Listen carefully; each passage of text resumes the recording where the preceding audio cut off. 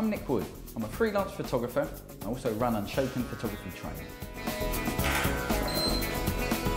Today I'd like to share with you some great tips and advice on how to produce some stunning photographs. We're now going to talk about how to photograph people. I'm sure you've tried yourself to take photographs of people many times and normally with mixed results. There's a few basic tips that you can use when trying to photograph people just to improve the results that you get. We'll start by getting your people to stand a little bit better, a little bit more flattering if you like. Rather than standing straight on, get your subject just to turn at 45 degrees to where you're standing, and already that gives a more animated expression. It's also great if we can get a little bit of separation between the arms and the body. So Amy, could I get you just put your arms onto your hips? Certainly with ladies, they'll certainly appreciate this tip. Certainly if they're wearing clothing that's uniform in terms of texture and colour, we now get that separation and just helps to take a few pounds off. If you're going to shoot in a studio, get your lighting at 45 degrees to the subject. It creates a little bit of contrast on the face, a little bit more three-dimensional, and really brings out the character of the individual. If you're not able to shoot in a studio, then if it's a dark, cold day, you may want to use window light. Get your subject to stand just in front of the window. You may also want to use a reflector just to bring a little bit more light onto the subject.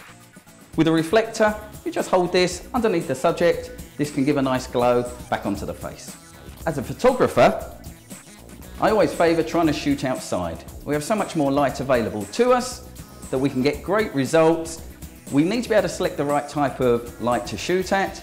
So when shooting outside, try to look for an area where you can reduce overhead light. Normally a little bit of shade over the top, some consistent light will yield the best results. When shooting outdoors, sun can create many problems for us as photographers. The most common one, and the one that your subject will probably like the least, is that we can start to get very dark eyes, little shadows underneath our nose and underneath our chin. In that situation, what we try to do is to eliminate overhead light.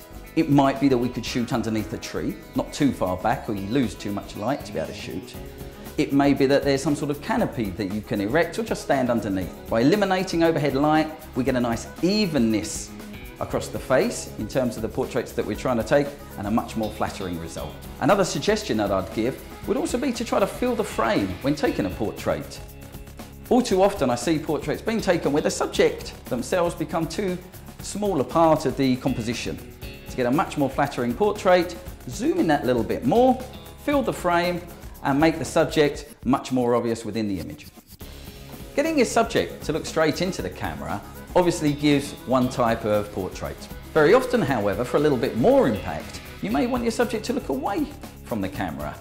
One very good technique is to get your subject to look into space, look away from the camera, and then when you compose your shot, you can have your subject looking and dreaming into the distance.